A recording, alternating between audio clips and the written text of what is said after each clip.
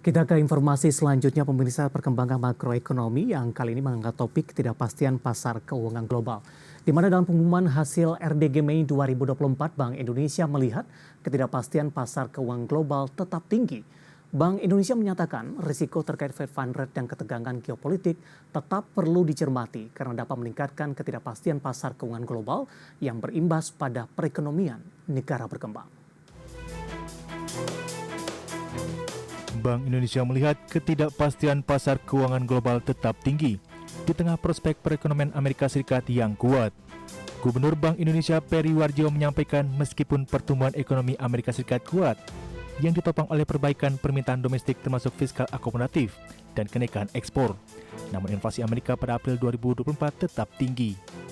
Ketidakpastian pasar keuangan global tetap tinggi di tengah prospek perekonomian Amerika Serikat yang kuat. Ekonomi Amerika Serikat tumbuh kuat ditopang oleh perbaikan permintaan domestik termasuk fiskal yang akomodatif dan kenaikan ekspor. Inflasi Amerika Serikat pada April 2024 tetap tinggi sejalan dengan pertumbuhan ekonomi Amerika Serikat yang kuat tersebut meskipun melambat dibandingkan dengan inflasi Maret 2024. Kedepan Bank Indonesia menyatakan risiko terkait arah penurunan Fed Fund Rate dan dinamika ketegangan geopolitik global karena dapat kembali mendorong kenaikan ketidakpastian pasar keuangan global, menekan mata uang negara berkembang, meningkatkan tekanan inflasi, dan menurunkan prospek pertumbuhan ekonomi dunia. Berbagai sumber untuk IDX Channel.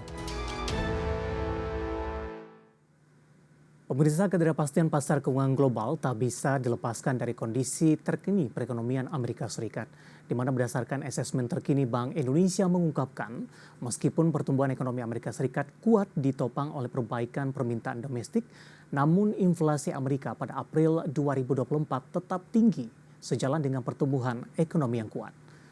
Gubernur Bank Indonesia Peri Warjio mengatakan perkembangan inflasi di Amerika Serikat meningkatkan kemungkinan penurunan Fed Fund Rate pada akhir tahun 2024. Pada saat bersamaan, resiko memburuknya ketegangan geopolitik sejak akhir April 2024 tidak berlanjut.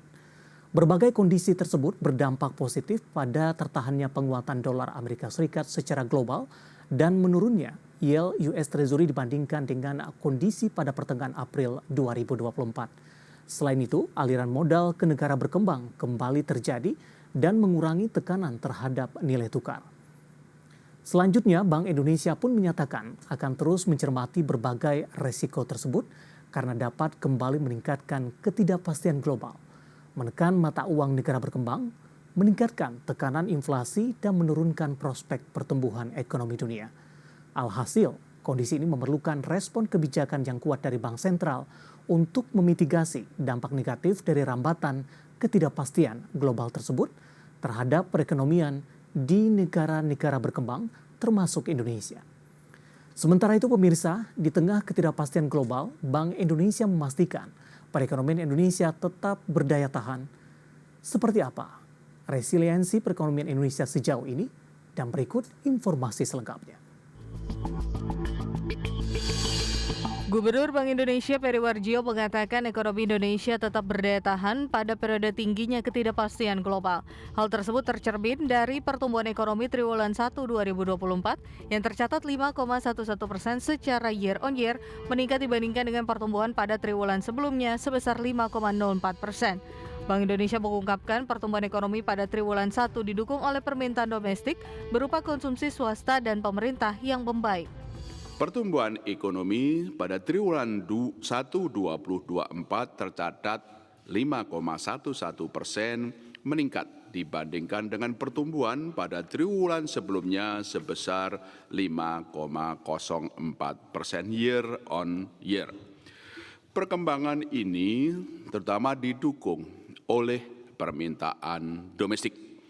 Konsumsi swasta dan pemerintah membaik, didorong oleh dampak positif pelaksanaan pemilu 2024 dan hari libur nasional terkait dengan hari besar keagamaan nasional.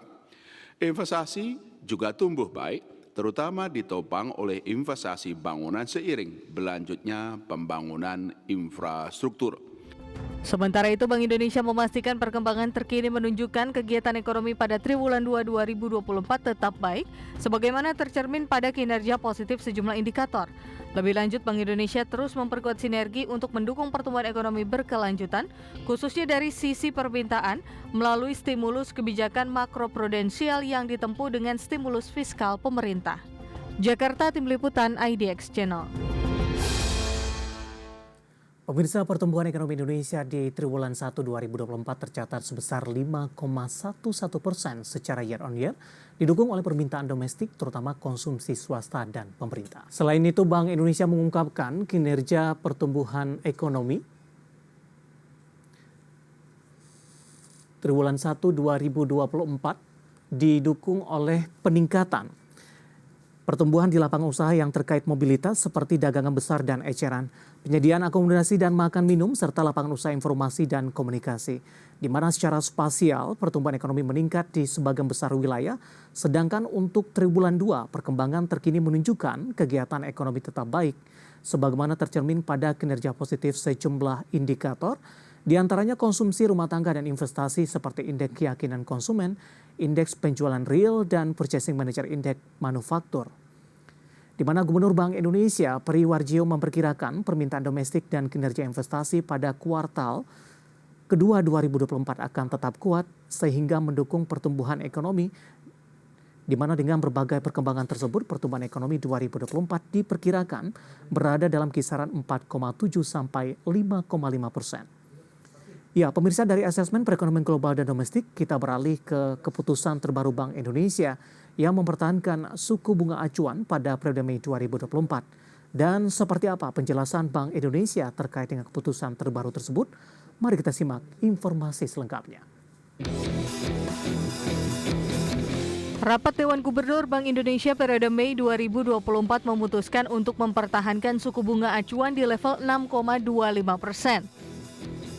Selain itu, Bank Sentral juga tidak mengubah tingkat suku bunga Deposit Facility dan Lending Facility, masing-masing sebesar 5,5% dan 7%. Keputusan ini konsisten dengan kebijakan moneter pro-stability, yaitu sebagai langkah preemptif dan forward-looking untuk memastikan inflasi tetap terkendali dalam sasaran 2,5 plus minus 1% pada 2024 dan 2025, termasuk efektivitas dalam menjaga aliran masuk modal asing dan stabilitas nilai tukar rupiah. Sementara itu, kebijakan makroprudensial dan sistem pembayaran tetap pro-growth untuk mendukung pertumbuhan ekonomi yang berkelanjutan. Bank Indonesia memastikan keputusan untuk menahan suku bunga acuan konsisten dengan kebijakan moneter pro-stability, serta sebagai langkah preemptif dan forward-looking untuk memastikan inflasi tetap terkendali dalam sasaran.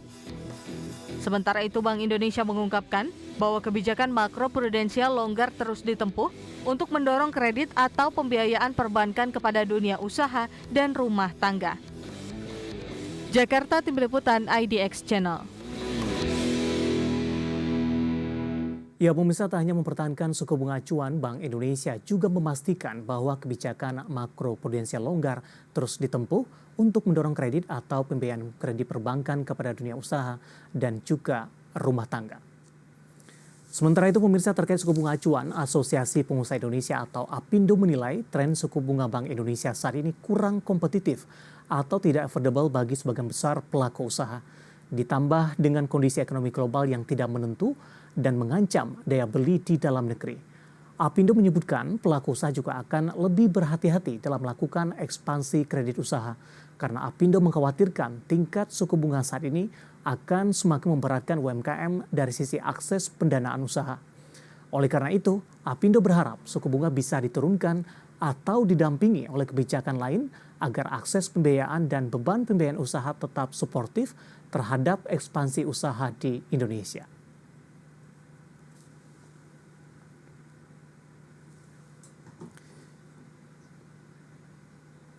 Dan pemirsa, kita cukupkan informasi di segmen ini. Pastikan Anda bersama kami dan IDX Versus Closing akan segera kembali sesaat lagi.